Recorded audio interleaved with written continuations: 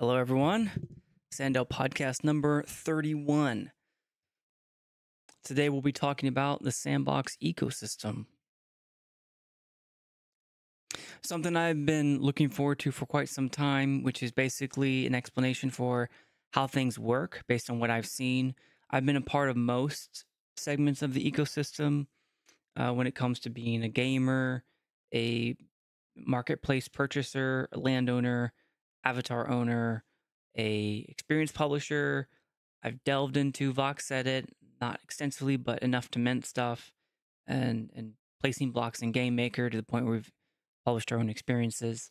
And today, I'm going to. I spent the last couple weeks putting together flowcharts, diagrams, stuff like that to give a summary intro into what the ecosystem looks like. Hey, now Jackie Chan, how you doing in the chat? And what that ecosystem looks like. And yeah, it should help. If you have no idea what's going on, if you're struggling to understand how all the facets of Sandbox play together, from the DAO to the GameMaker to the game client, this is the intro for you. So as I mentioned, the scope of the talk is an orientation and it's a summary. And it's basically an orientation and summary from my point of view as someone who's been involved in the sandbox for going on 3 years now. Disclaimer, I do not represent the Sandbox Game or the Sandbox Foundation, which is the DAO. I am not your financial or legal advisor, and nothing we say is to be taken as financial or legal advice. When I say the word SIP, I mean Sandbox Improvement Proposal. When I say the word DAO, I mean Decentralized Autonomous Organization. And when I use the word SandFam, I'm referring to everyone in the Sandbox community. And this is the episode we're going to go into what that means. DAO scoreboard, as of October, early October, the SIPs 14 and 15 did not pass because they did not reach quorum. SIP 15 was the disability hiring program. SIP 14 was mine. It was a window resizing and resolution options. Unfortunately, neither passed quorum, so they did not pass, bringing us to 9 SIPs approved, 6 SIPs not approved, and 1 SIP withdrawn. So it's about half and half right now. 16 SIPs total. There are none in draft or open for voting, and that's because the Sandbox DAO team is currently busy reviewing, interviewing, and approving the delegates that just opened up. I did a podcast on that, and that was SandDAO Podcast 28. So check that out if you're interested in the update on the delegate system that is and delegation that has arrived to Sandbox. Okay, for the checkbook, we are at 15% spent of our 15.5 million budget. The only thing that this doesn't account for is the operations budget, which I need to delve into a little bit more deeply. And so of our 15.5 million budget, we spent 2.3. That's just totaling all the SIPs that have been approved. DAObase.ai, we're still at 211,000 token holders. And we're now at 15 proposals and having casted 2,200 votes. I'm sorry, 9,200 votes across 222 voters. Introduction. My name is Lanzer. I am a landowner, avatar owner, gamer, and I have a background in contract writing and negotiations and program management. And I'm the host for SandDAO Podcast. I'm also the president of MetaWorlds. We have published 2 experiences, Floor Droppers and Lava Defense. Floor Droppers is currently at 0-0 for Season Pass or Alpha Season 4. I made a tweet about that a little earlier. Looks like it disappeared from 0-0 because it's going to release at a later time, but it did appear for a little bit. I posted the link to it. I'm beyond excited that it's at 0-0 and Season 4. It was rather unexpected that they reached out to me and said, hey, we like what Floor Droppers did during Builders Challenge. We like the idea of it, and we'd like to include it in Season 4. And I was very, very happy to to accept, and we had to make a few changes to be in season 4. I'm loving season 4 so far. If you've been on this channel, you've been seeing that I've been hosting 24-hour streams pretty much for Alpha Season 4. So check that out when we're not doing SandDAO podcasts. That's twitch.tv/Lanzer, Lanzr. All right. Today, why are we here? Today, we're going to be talking about what is the sandbox. Should have put a little agenda item. What is the sandbox? How does the ecosystem work? What is its purpose, its people, and its products? How does it all come together in an ecosystem that functions and has been functioning since 2018?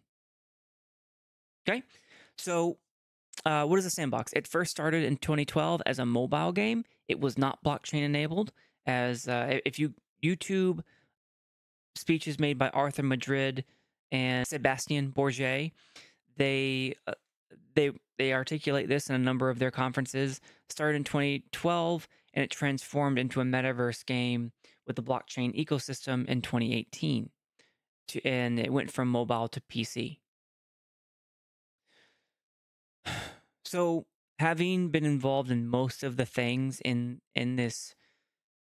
what Sandbox does and is, it took me a while to figure it out. So this is the benefit of my knowledge and in a summary of it. Just my perspective. So what is the Sandbox? It basically revolves around 3 segments, 3 groups of things that are happening all at once, 3 activities. They are the product, the people, and the purpose. The product are all the different things that the Sandbox Game and the Sandbox Company have produced to include the game that we're playing in Alpha Season 4 right now, but also a lot of back-end products that support the game. The people are all of the family members we call SandFam involved in the daily activities of the Sandbox. I also include the DAO when I include the people, because the DAO is mostly an organization of community. Even though it does have a structure, it is itself separate from the Sandbox, as described by Sebastien and Cyril, who is the DAO administrator. And then the purpose. Why are we even doing any of this? Why does the Sandbox exist? All of those things together, all of those 3 segments come together, swirl around, interact with each other daily, and that's what the ecosystem is created from. The ecosystem is a daily exchange between the Sandbox's products, people, and purpose. So I'll write that one down. Is a daily interaction of the Sandbox's products, people, and purpose. And there we go. That's a good summary for it. It's a daily interaction of the Sandbox's product, people, and purpose. So let's get into the first one. What do I mean when I say people? Well, what I'm talking about are all of the types of people who interact with the Sandbox. That's the gamers. A lot of them are in Alpha Season 4 right now. You install the game client, you launch the launcher, and you jump in 0.0 at the Alpha Season 4 hub, or whatever the default experience is at the time, and then you start playing. WSAD, jump around, do quests. Those are the gamers. Then you have the GameMakers. They interact with the GameMaker product, and they place blocks, and they create the levels that the gamers play on. We have Voxel Artists, or just artists. They're the ones who create all of the scenery. They create all of the objects and assets that the game makers put into their game. So the gamers can play with both. So the sword that you swing, that is an asset created by a voxel artist. The grass that you run on, that is a voxel block placed by a game maker. And the gamers play with both. Then you have the landowners. So the asset that the game makers place the blocks on is called land, and there is someone who owns that land. So that's an NFT that someone will own. Sand holders. That's the sand token, which exists on Polygon, and the Ethereum blockchains. So sand is a token compared to the Ethereum and Polygon coins. So whether you're speculating, you're day trading, or you're just holding it, or you're staking it, if you hold sand, or if you have that token in your wallet, you're a sand holder. Then you have the DAO Delegates. This is the newest kid on the block. The DAO Delegates haven't been implemented yet. They're in the process of being implemented by the DAO admin team. But they will be the person that all of the voters, many voters, will delegate their voting power to, and the delegates will be able to vote on behalf of those who delegated. Then you have participants. That to me is like a catch-all. So a person who is a participant isn't necessarily any one of the above, but they still interact with the daily sandbox activities. And the thing that comes to mind to me is a broker, someone who doesn't own land, but will find someone who does, find a buyer of land and a seller of land, and broker that deal. So they don't even have to own any sand. They could just be someone who they don't have to game, they don't have to game make, they don't have to voxel edit or make voxel artwork. They don't have to own land, they don't have to hold sand, they don't have to be a delegate. But they are in a key position to connect buyers and sellers where otherwise they would not meet. So that's market activity. And people like that, or other people who don't fall into any of these categories, are participants. And then the last thing is the Sandbox team. They themselves, the developers of the Sandbox game and all of these products, they are employees of the Sandbox company. They themselves are part of the people of the Sandbox ecosystem. And all of those people together is what I mean when I say SandFam. It's the Sandbox community. Those who participate in the Sandbox ecosystem in some way, shape, or form. Okay? Page 2, so that was just page 1. Page 2 of people is the businesses, all of the businesses that are partnered with by the Sandbox. So that would be, Atari, Deadmau5, eToro, The Walking Dead, Time Magazine, who else? Playboy, Gucci, Ledger, many, many, many businesses that have invested. Most of them are themselves landowners, sand token holders, but I call them out separately because they have their own niche as to where they belong and what part they play. So Animoca Brands, owns the Sandbox, the Sandbox company, and all of its partners. And then below, I have the DAO, which would be the voters and the delegates, the Sandbox Foundation, which is the corporate entity, the one that I say in the disclaimer I don't represent. The Sandbox Foundation is the DAO's legal entity. Then you have the councils and the working groups. So the special council, the advisory board, and any working groups that may crop up in the future. So those are part of the people, but most of them have some sort of place in the page 1 of the people that I just went through the past 10 minutes, who I dubbed as SandFam. I didn't want to leave them out though. They have an emerging place within the Sandbox ecosystem. All right, so those are the people that are involved in the Sandbox ecosystem: the gamers, the game makers, voxel artists, landowners, sand holders, DAO delegates, participants, and the Sandbox team. All equal the SandFam. All right. Then we move on to the products. Products is what the people interact with when they enter the Sandbox ecosystem. You have 4 main groupings, 4 main categories of product. You have VoxEdit, GameMaker, the market, and the game client. VoxEdit is the software that studios, artists, and animators,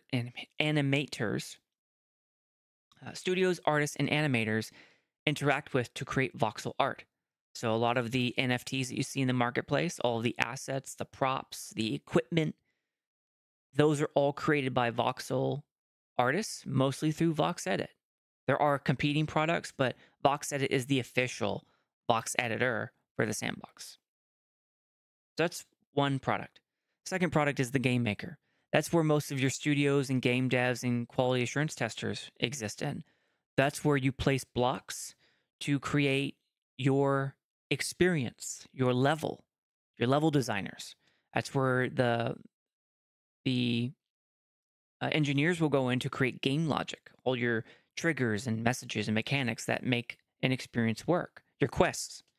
GameMaker is where you also place your NFT assets that are created in VoxEdit.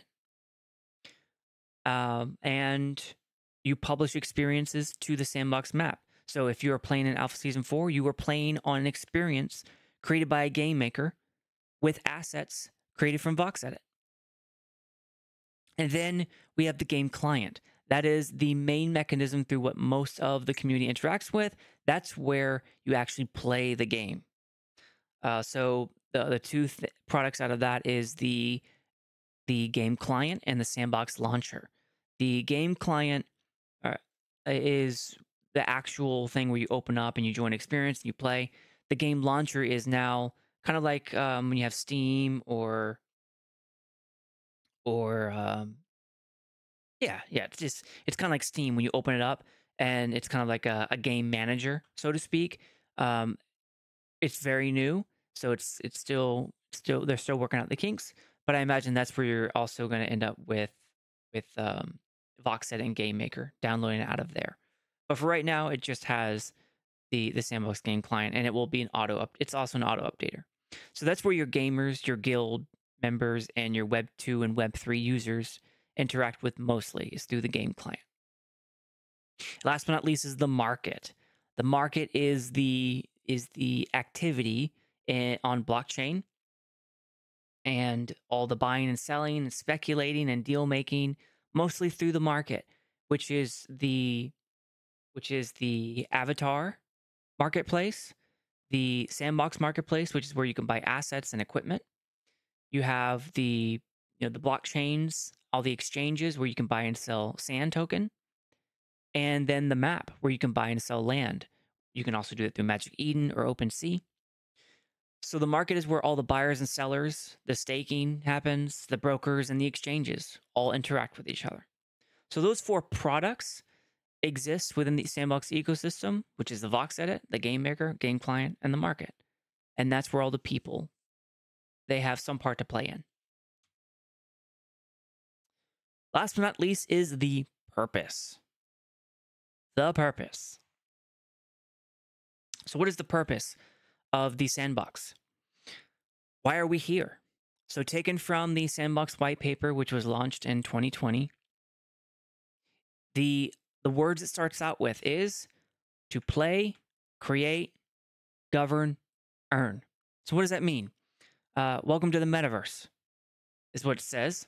And the Sandbox team is building a unique virtual world where players can build, own, and monetize their gaming experiences using Sand, the main utility of the platform.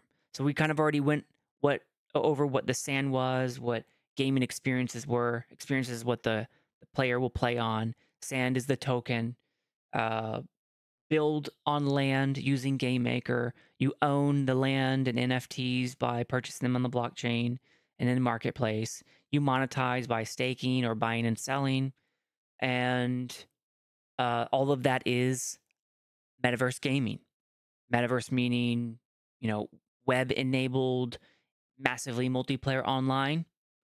Usually an immersive experience. Think Ready Player One, but not quite so, put on a headset and you're transported into stuff. So that's the white paper in 2020. But let's not just choose the white papers.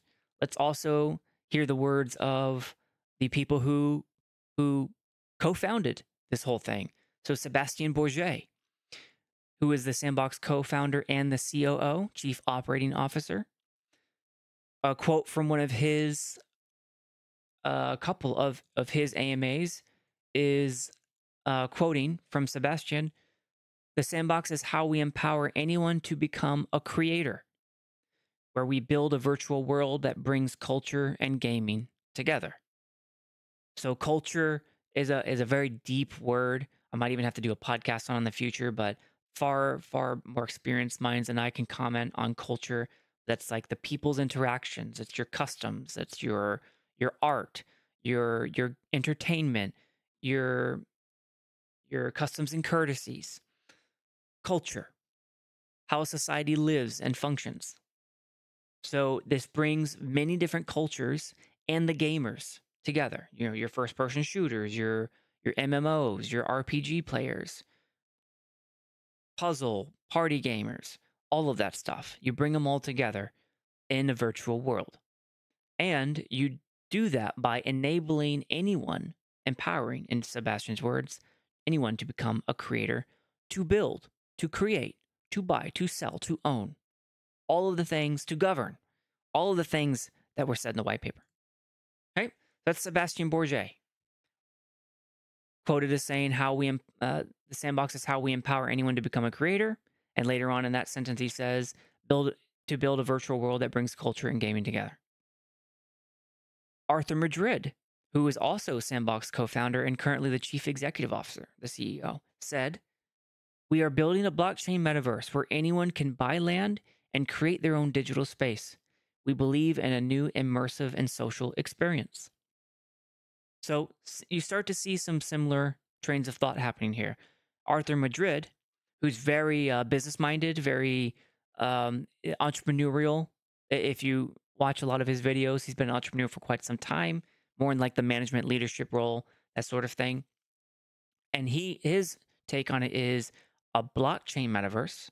So blockchain enabled, metaverse being what we said earlier about online social interactions, where anyone can buy land and create their own digital space. So buy land being the marketplace activities we talked about during the products, and the digital space, owning their own digital space, which is the land that landowners can own, or and the creation of that digital space would be the GameMaker and the Vox editor, where you can create the assets and create the scenery and architecture on that land using GameMaker. And then last but not least, he said, "We believe in a new immersive and social experience." This was a little bit of a social experience, is what I cued in there, to where he's talking about the interactions, where people can new ways of interacting with each other online. So repeating it one more time, Arthur Madrid said, "Sandbox is where we are building a blockchain metaverse where anyone can buy land and create their own digital space. We believe in the new immersive and social experience." Yat Siu, chairman of the Animoca brand, said, "Sandbox continues to be a key strategic initiative." Key strategic initiative being the phrase there, where it's important to the Animoca brand. Animoca Brands is the largest Web3 company in the world. I don't think anyone's larger than them in terms of market cap or size. They have over 400 companies, subsidiaries that they own. He goes on later to say in a different, in his TED Talk, to think of the open metaverse as the construction of new economies and new societies with a strong foundation of digital property rights. The construction of new economies being the marketplace activity that we talked about earlier. The new societies being the cultural norms that are developed out of the sandbox, unique to the sandbox. And digital property rights being the ownership of your assets that you buy and trade, own, sell, and interact with on the blockchain and in the market within the Sandbox ecosystem. So I linked here specifically to their words, so you can hear it in their own words, and we'll just go through all four of them. So what would you say is the ultimate mission of the sandbox? Where do you see the sandbox in 10 years, for example? Well, that's a great question. So our mission is like, how do we empower anyone to become a creator, right? That's really what's drives us. And like, we've been so creator focused, so creator driven since the beginning. We keep doing so. It's our big focus this year. I believe like beyond that, beyond like enabling anyone to become a content creator, we want to build a virtual world that brings culture and gaming together. once you onboard new people, first-time creator to a platform, people who never made video games before, you start attracting different kind of content, things that you will not find on other platforms, because just the pool of the people who contribute to express their creativity, their imagination is different. So there you go. That's basically what I quoted earlier. And that was Sebastien Borget on the Token podcast with Ana Solana. That was 3 months ago, back in June 2024. Okay, the next one is Arthur Madrid.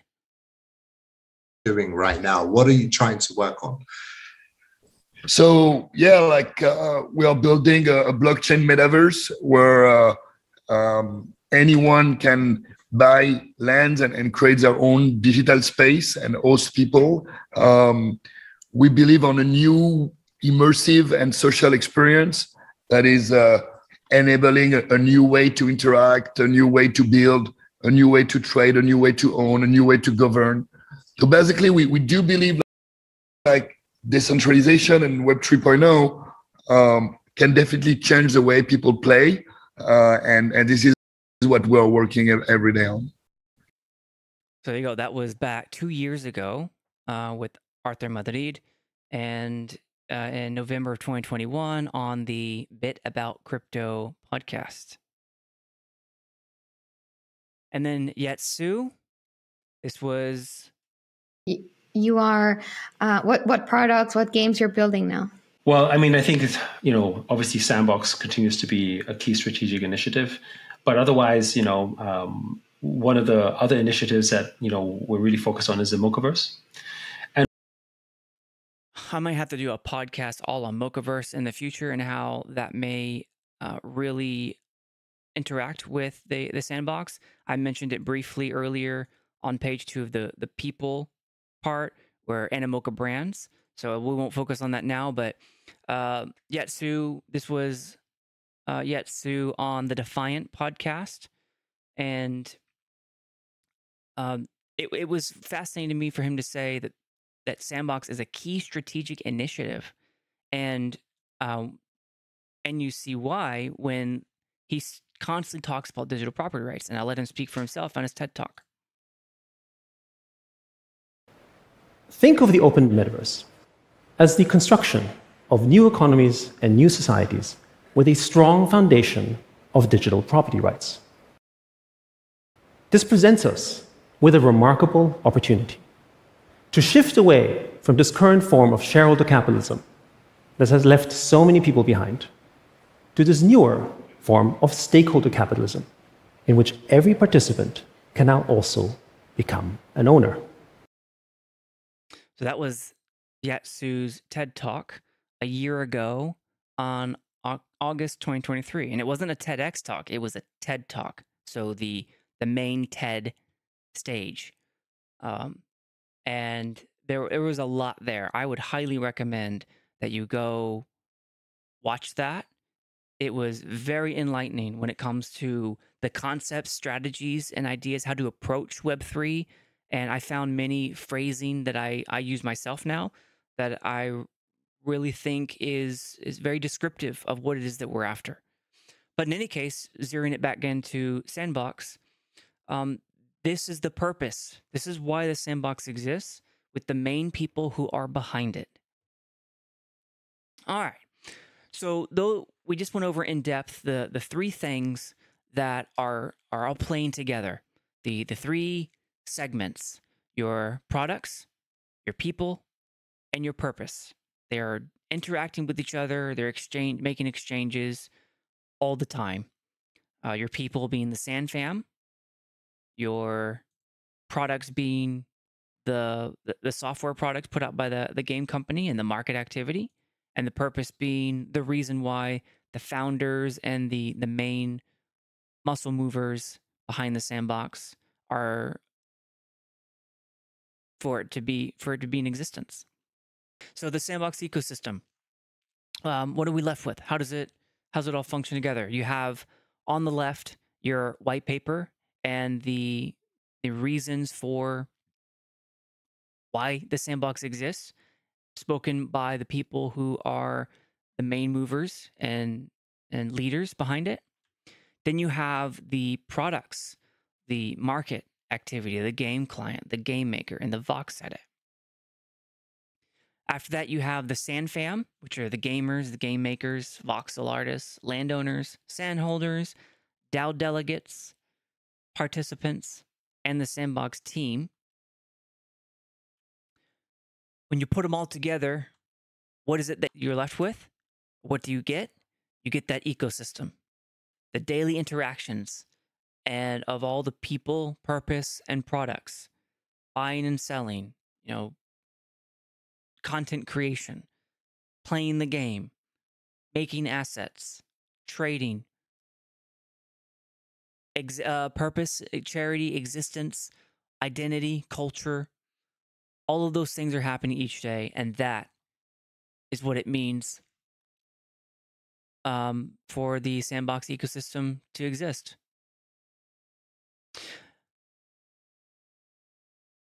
And that's it. That's what I wanted to go over today. It was just an introduction. I'm going to be doing a podcast episode on each of these segments. So I'll be doing a deep dive into the Sandbox ecosystem and the people, Sandbox ecosystem in the market, Sandbox ecosystem in the DAO, and the gamers. Just a couple days ago, we did an interview with Touche, one of the most well-known and successful Sandbox studios, who was himself leading a group of game makers, Vox artists, and he published many experiences, some of which were Game of the Year, Advanced Trusted Partner. He existed solely and very, very deeply within the game maker, Voxel Artists, landowner. So that would be this right here. Oops, you cannot see that there. That be this right here, which is the top portion, the studios. So it was a studio for both Vox editing and game making. So that was just a couple days ago. Please check that out. He sent a tweet out to where he had to take a step back from full-time studio making of the Sandbox, and I'll let his reasons speak for themselves if you go watch the podcast. But in the future, you can expect me to cover a deep dive into the summary that I just gave you today. And in a couple days, I didn't put this on here yet, but episode 32 is actually going to be the DAO admin team Medium article that was just published a few days ago. I put my thoughts in the DAO forums and also on Twitter, to where you can see the questions that I asked. And I'm giving it a couple more days to see if the DAO team would respond. If not, I'm just going to cover what I wrote as a podcast. Okay. I didn't see any community questions, although I did see a couple of messages from Not Jackie Chan. I'm not able to scroll up to see what happened or what was discussed. Apologies for that, Jackie. I did see that you're talking about how one of the most important people are the creators and the players. I definitely agree with that. So I didn't see any community questions. If you do have one, just go ahead and post one. And before I stop the show, I will answer it. No open topics. And so Sandbox Spaces, if you want to get involved in the Sandbox community, on Discord is the best way to do that. There is a DAO discussion channel. There's game making channels, Vox editing channels, land ownership, staking channels. Jackie Chan says, very cool. Love your presentations. Love it. Thank you. Appreciate you watching, Jackie Chan. Not Jackie Chan. Sorry. That's your username. You can also, in Sandbox Spaces, go to the Sandbox DAO forums. That's the best place to go to interact with the DAO, the SIPs, talk with just general conversation about the DAO. On Twitter, or X, formerly known as Twitter, you can hashtag SandFam, hashtag the Sandbox DAO, hashtag the Sandbox Game, or follow at the Sandbox DAO and at the Sandbox Game. On Mondays, there's Mochaverse Hall, also known as United Grand Halls. On Saturdays, Bulls on the Block.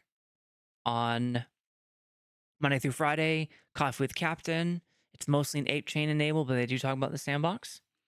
On Tuesdays is Natively Digital with Whale members, who just announced their DAO, and I put in a proposal for their DAO for them to participate regularly in voting on the sandbox SIPs.